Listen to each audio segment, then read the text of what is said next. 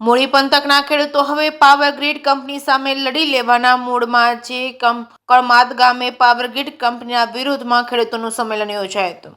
સુરેન્દ્રનગરના કળમાદ ગામે મહાકાય રાક્ષસી વીજ કંપનીઓ સામે ખેડૂતોએ પોતાના હક અધિકારની જાગૃતિ માટે ખેડૂતોમાં એકતા આવે તેવા પ્રયાસના ભાગરૂપે ગુજરાત કિસાન સંઘર્ષ સમિતિ દ્વારા 8-10 ગામના ખેડૂતોની એક સભાનું આયોજન કરવામાં આવ્યું છે, જેમાં પાલભાઈ આંબલિયા, ભરતભાઈ ઝાલા, રતનસિંહ ડોડિયા, મહેશભાઈ રાજકોટિયા તેમજ રામકુભાઈ કરપડા, હેમંતભાઈ બિરડા, શક્તિસિંહ તેમજ અજીતસિંહ વગેરે ખેડૂતો આગેવાનો ઉપસ્થિત રહ્યા છે. હવે ખેડૂતોને સમજાઈ રહ્યું છે કે આ વીજ લાઇન એ સેવા નથી, એ કંપનીનો ધંધો છે અને મિલકત ધારક કરવાનો અધિકાર બહુ સ્પષ્ટ કહે છે કે જ્યારે કોઈ પણ ધંધો કરતી વ્યક્તિ પોતાના ધંધા માટે બીજી વ્યક્તિની મિલકતનો પોતાના ઉપયોગ કરે તો તેને ભાડું આપવું જોઈએ અથવા તો એ મિલકત વેચાતી લેવી પડે. એના સિવાય બીજી વ્યક્તિની મિલકતનો ઉપયોગ કરી શકે નહીં.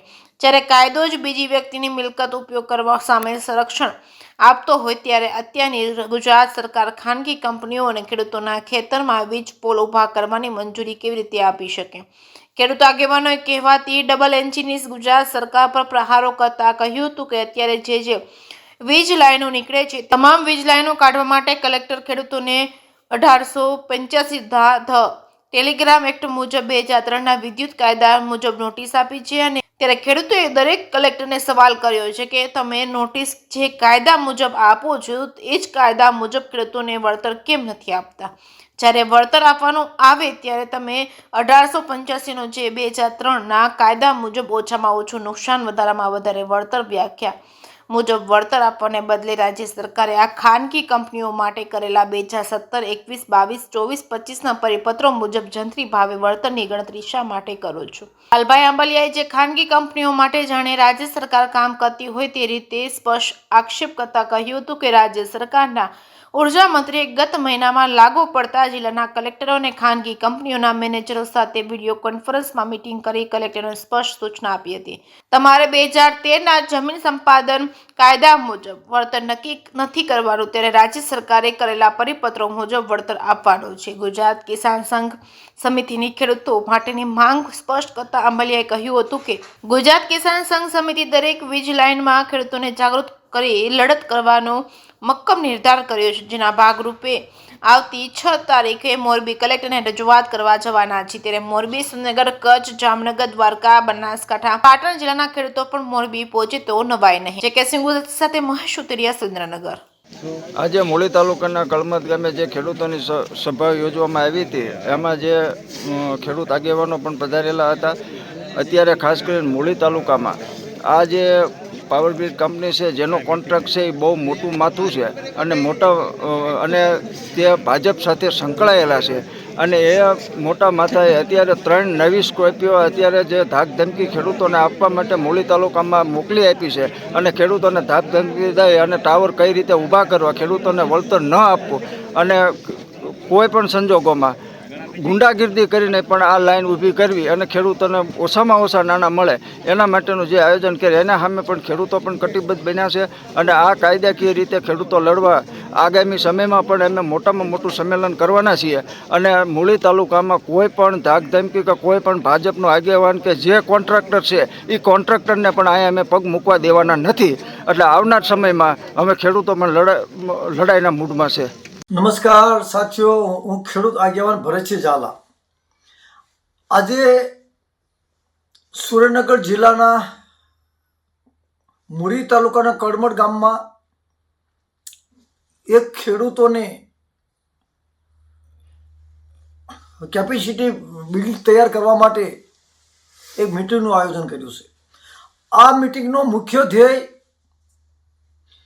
ખેડૂતોના ખેતરમાં મોટા મોટા વીજ પોલો આવવાના છે અને મોટી મોટી વીજની લાઈનો આવવાના છે. કોના ખેતરમાં થાંભલો આવવાનો છે, કોના ખેતરમાં વીજ લાઈન આવવાની છે એ કોઈને હજી સુધી વીજ કંપનીએ વ્યક્તિગત રૂપમાં જાહેર કરવાની હોય, માહિતી અધિકારના કાયદા અંતર્ગત સામેથી માહિતી આપવાની હોય, એ પણ માહિતી આપી નથી.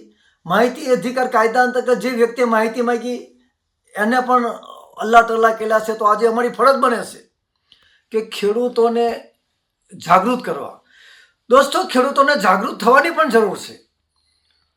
અમે કોઈ તોડ કરવા માટે, કોન્ટ્રાક્ટરને હેરાન કરવા માટે કે કોન્ટ્રાક્ટર પાસેથી પૈસા લેવા માટે કે કરદો કરવાની વાત અમારા સંગઠનમાં આવતી નથી.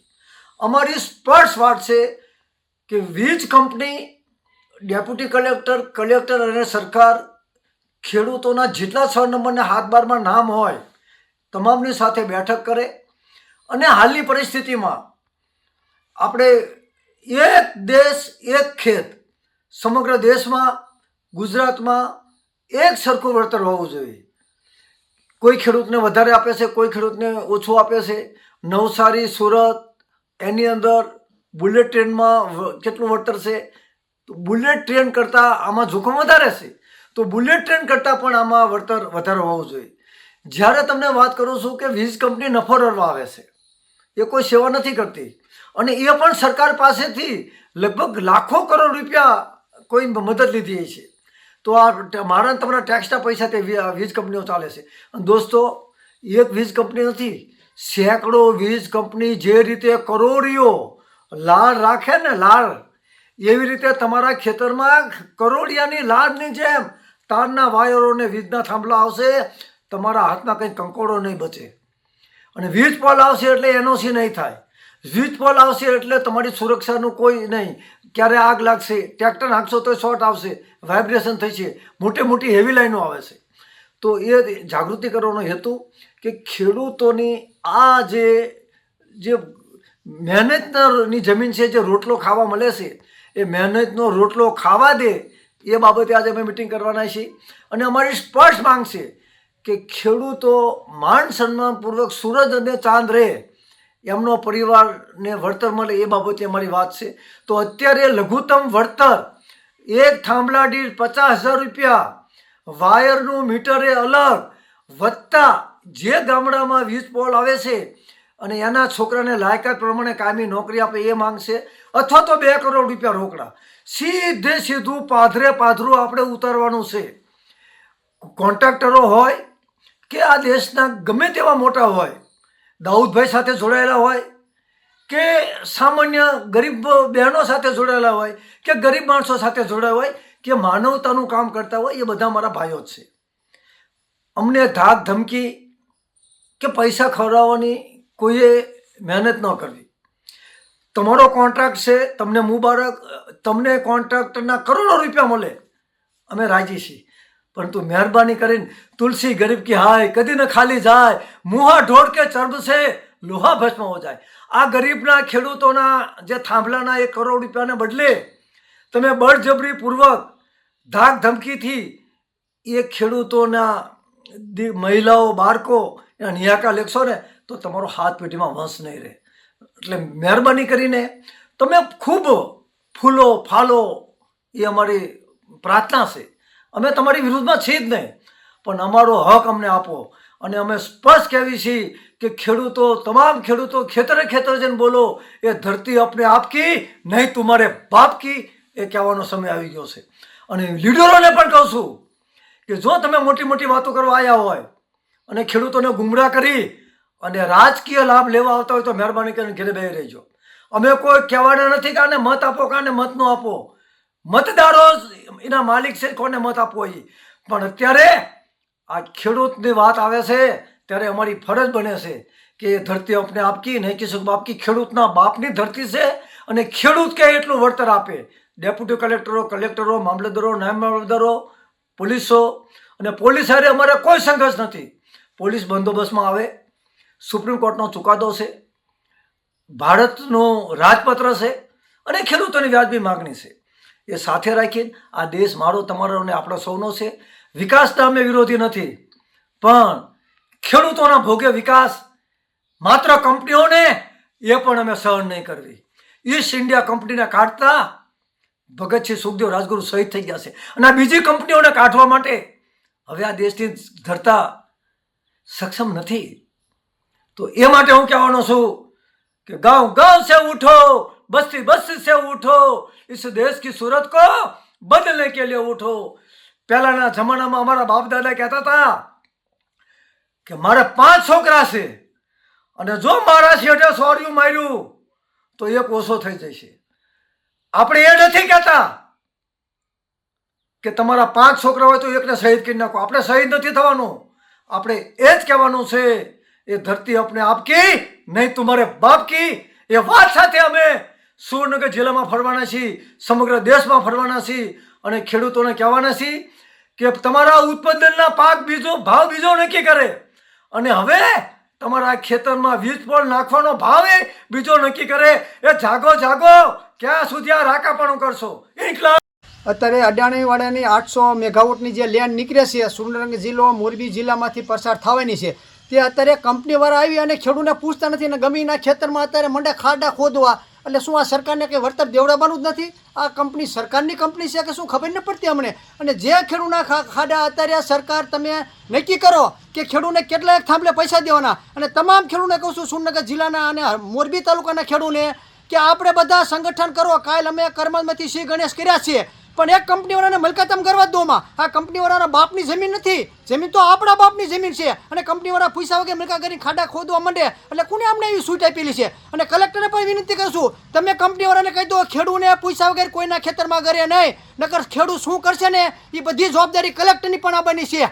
તમામ કહું છું. અને પોલીસવાળાને પણ વિનંતી કરી કહું છું, તમે મંજૂરી લીધા વગર આવતા નહીં, નકર આ ખેડૂત કાયદેસર તમારી માથે પણ કેસ કરવાના છે. એટલે તમે એમ ના માનતા કે ખેડૂત જવા દેવાના છે. અને અદાણીના બાપની કંપની હોય ને તો ભલે હોય, ખેડૂતને પૂરું વળતર ચૂકવે. જો ગુજરાત સરકારને અદાણીવાળાને નફો કરાવવો હોય તો ખેડૂતના છોકરા 3 છે કે ખેડૂતને 5 નું કુટુંબ છે, એને એના છોકરા માટે વિકાસ કરવાનો હોય. વિકાસ કરીને એમની ના હોય કે એક થાંભલે અત્યારે ખેડૂતને 2 કરોડ રૂપિયા તમે આપી દો અને મહિને 50,000 રૂપિયા ભાડું આપો. તમારે જો આજીવન ખેડૂતની જમીન અત્યારે હોય 10 લાખનો વીઘો જમીન હોય, એમાં લેન્ડ કાઢી દો એટલે ખેડૂત તો પૂરું થઈ જવાનું છે. નથી એને થવાનું, કંઈ નથી થવાનું. એટલે તમામ અત્યારે કહું છું ખેડૂતને મોરબી 16 તારીખે કલેક્ટરને આયોજનપત્ર દેવાનું છે. તમામ સુરેન્દ્રનગર જિલ્લાના ખેડૂતને જવાનું છે. અને તમને એમ હોય કે આજ મારા પડામાં થાંભલો ચા બનો હોય, કાલ તમારા પડામાં પણ થાંભલો બનો હોય. 14 લેનું નીકળવાની છે 2 વર્ષમાં. કેટલી? 14. એટલે તમામ ખેડૂતને નમ્ર વિનંતી કરું છું, 16 તારીખે મોરબી કલેક્ટર ઓફિસે આયોજનપત્ર દેવાનું છે. મોરબી જિલ્લાના માણસો આવવાના છે, સુરેન્દ્રનગર જિલ્લાના માણસોને તમામને પણ જવાનું છે. અને આ કંપની હમું પડવાનું છે. અને 2 કરોડ રૂપિયા આપે અને મહિને 50,000 રૂપિયા ખેડૂતને હપ્તો આપે, મહિને 50,000 રૂપિયા આપવાના, તો જ થાંભલો નાખવા દેવાનો છે, નકર થાંભલો નાખવા જ નથી દેવાનો. આજે કડમાદ ગામે જે 800 કેવીની લાઇન પાવર ગ્રીડની નીકળે છે એના માટે કડમાદ ગામ અને આસપાસના ગામના ખેડૂતો, એવી જ રીતે અમે અગાઉ જે 765 કેવીની લાઈનો મોરબી જિલ્લામાંથી નીકળે છે, માળિયા હોય, મોરબી હોય, આ બાજુ જામનગર હોય, બધાય અત્યારે પહેલો અમારો પ્રયત્ન એ છે કે આના 1885 ટેલિગ્રાફ એક્ટ શું છે, 2003નો ઇલેક્ટ્રિસિટી એક્ટ શું છે, 2013નો જમીન સંપાદનનો કાયદો શું છે, 2017થી 2025 સુધીના રાજ્ય સરકારના પરિપત્રો શું છે, કેન્દ્ર સરકારની આ બાબતની એસઓપી શું છે, રાજસ્થાન સરકારે હમણાં જ જે તાજેતરમાં નવી એસઓપી આપી છે એ શું છે, આમાં કેરેલા સરકારનો કેરેલા હાઈકોર્ટનો હુકમ શું છે, આ બધી જ બાબતોને લઈ અને ખેડૂતોમાં નાની મોટી માહિતી આવે, ખેડૂતો સંગઠિત થાય અને જે રીતે દક્ષિણ ગુજરાતની અંદર ગુજરાત ખેડૂત સમાજ, ગુજરાત કિસાન સંઘર્ષ સમિતિએ જે લડાઈ કરી અને ત્યાં 74 લાખ રૂપિયાથી લઈ અને 1 કરોડ 74 લાખ રૂપિયા સુધી 765 કેવીમાં જે જયેશભાઈ પટેલે વળતર અપાવડાવ્યું છે અને નવસારી કલેક્ટરે જે રીતે માર્કેટ ભાવે ખેડૂતોને વળતર આપવાનો હુકમ કર્યો છે, તો નવસારી કલેક્ટર જો હુકમ કરી શકતા હોય તો મોરબી કલેક્ટર કે સુરેન્દ્રનગર કલેક્ટર શું કામ ના કરી શકે? એટલે આ બધી જે ખેડૂતોમાં અજ્ઞાનતા છે એ બાબતે આખી માહિતગાર કરવા માટે અમે આ રીતે 8-10 ગામ ભેગા કરી અને મિટિંગોનું અત્યારે પ્રયોજન કરીએ છીએ. અને હું આપના માધ્યમથી, આપની ચેનલના માધ્યમથી ખેડૂતોને કહેવા માગું છું કે આવતી 6 તારીખે મોરબી કલેક્ટરને અમે એક રજૂઆત કરવા જવાના છીએ, આવેદનપત્ર આપવા જવાના છીએ. તો જે ખેડૂતો મોરબી કલેક્ટરે સવારે 10 વાગે પહોંચી શકતા હોય તો એ લોકો પધારે એવું ભાવભર્યું આમંત્રણ સાથે આહવાન કરીએ છીએ.